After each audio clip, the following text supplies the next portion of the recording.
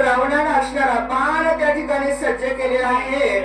रणाच्या ठिकाणी भगवंत राम प्रभूचा असणारा ध्वंस करण्यासाठी, संपूर्ण असणारा रण करण्यासाठी रावणही बाणाचा वर्षाव करू लागला. असं असणारा त्या ठिकाणी युद्ध चालू झालं. झाल्याच्या नंतर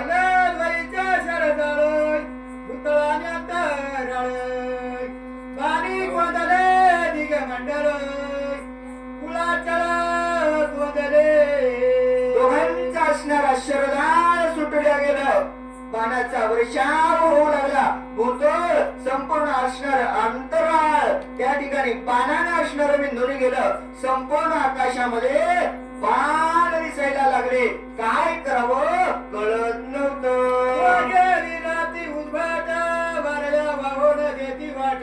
वा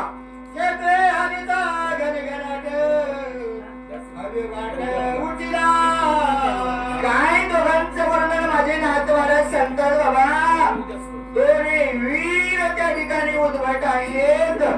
बाणाचा वर्षाव अशा प्रकारे होता. वाऱ्यालाही वाट त्या ठिकाणी राहत नव्हती. दोन्ही कोण येणारे बाण, अंतराळामध्ये होणारा वर्षाव एवढ्या प्रकारे असणारा उद्भट त्या ठिकाणी व्हायला लागलं. संपूर्ण बाण त्या ठिकाणी येऊ लागले. आल्याच्या नंतर हानिता बळून देळी तिने गा उठती अग्नी काजळी बाण जडती अंतराळी आतुर बळी रण येऊ दे. आतुर बळी असणारे रण येऊ दे त्या ठिकाणी वार करू लागले.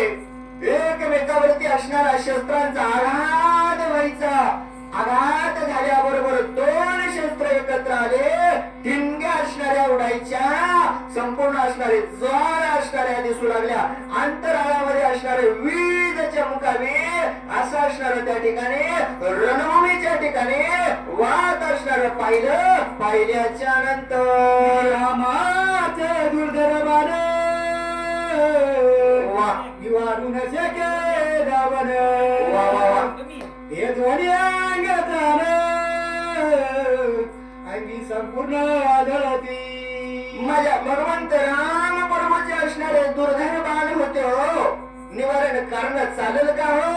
नाही ना. त्या रावणाला सुद्धा निवारण करणं होत नव्हतं. संपूर्ण अंगतण असणारं भेदल्या गेलं. काय करावं? आलेला रावणाला असणारं दुःख झालं. झाल्याच्या नंतर हातीच्या हाती रतीचा मारिला सारथी. वा रतीच्या वरू पाडिले चिती केला विरती लंकेश. वार असणारा माझ्या भगवंत राम प्रभूच्या बाणाचा झाला. हातामध्ये असणार धनुष्य रावणाच्या उडून गेलं. काय करावं? संपूर्ण रथाचे असणारे घोडे मारल्या गेले. घोड्यावरचा असणारा रथामध्ये बसणारा रावण रथामधून खाली पडला. पडल्याच्या नंतर मुकुट पात मज पात रथ पात पाचवा झाला कळपात रघुनाथ घवळला. राग माझ्या भगवंत राम प्रभूला छत्र असणार छत्रछाया. रथावरती असणार छत्रपात झाला. दुसरा असणारा मुकुटपात झाला. तिसरा असणारा ध्वजपात त्या ठिकाणी झाला. ध्वज असणारा उडून गेला. चौथा असणारा रथपात झाला. रथही गेला. आणि पाचवा असणारा त्या ठिकाणी कळपात झाला. संपूर्ण असणारा रावण त्या ठिकाणी खाली पडला. राम माझ्या भगवंताला आला. आल्याच्या नंतर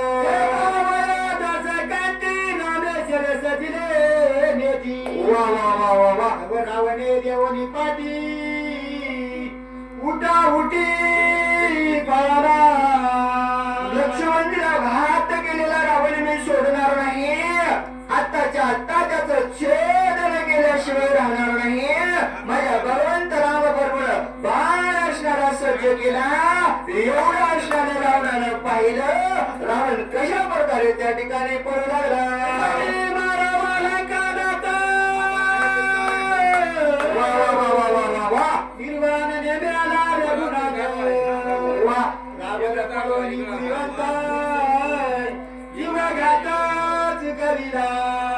रणभूमीच्या ठिकाणी असणारा रावणाला मारल्याशिवाय मी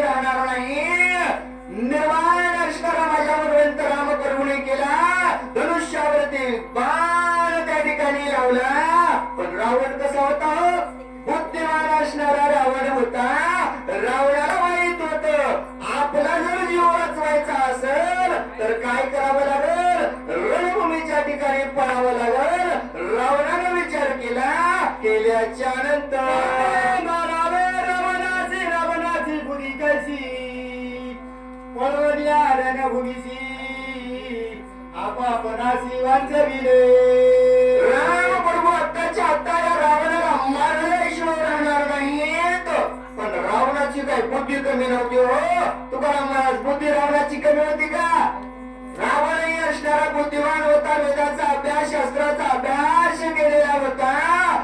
विचार असणारा रावणाने केला आणि रणभूमीच्या ठिकाणी असणारा आपण पळून आपला प्राण त्या ठिकाणी रावणाने वाचवला. रावणाशी वा वा वा. पळवण्या लागले गेसी आपापणाशी वांचली. शत्रूलाही एवढा विश्वास त्या ठिकाणी असावा. नाथ तुम्हाला हेच सांगतात माणसाचं निष्ठावंतपण.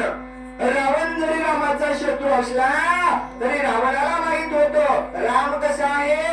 एक बाणी एक वचनी एक पत्नी असणारा माझा राम पण त्याच्या पाठीवरती वार करणार नाही एवढा फायदा असणारा रावणाने घेतला आणि रणभूमीच्या ठिकाणी पाठ रावण रावण पडू लागला.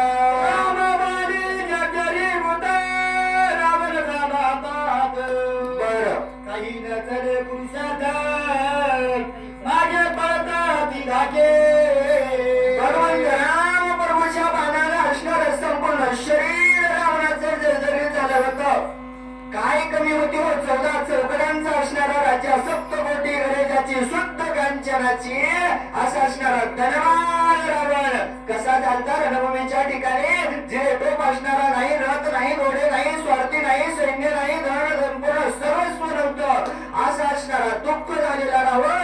अंगावरती कपडे असणारे फाटले जर्जरीत झालेला रावण रणभूमीच्या ठिकाणी त्या ठिकाणी पडू लागला.